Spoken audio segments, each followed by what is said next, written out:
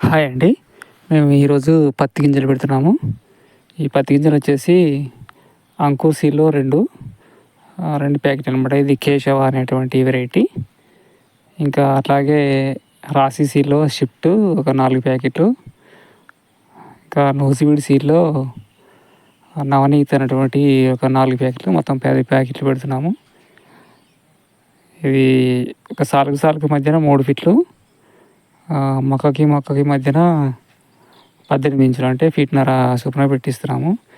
కానీ వీళ్ళు అన్నీ ఒకే కొలతలో పెట్టలేదు. ఒకటి ఫీట్‌న్నర పెడుతున్నారు, ఒకరు లోపల పెడుతున్నారు, ఇంకా ఒకరు ఫీట్‌కి ఒకటి పెడుతున్నారు. వాళ్ళు ఇష్టం వచ్చినట్టు పెడుతున్నారు. ఇది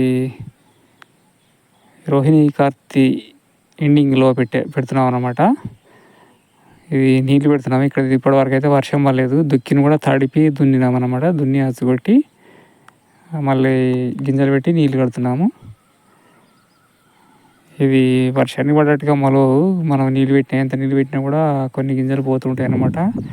ఆ నీళ్ళ వల్ల కొట్టుకుపోతుంటాయి.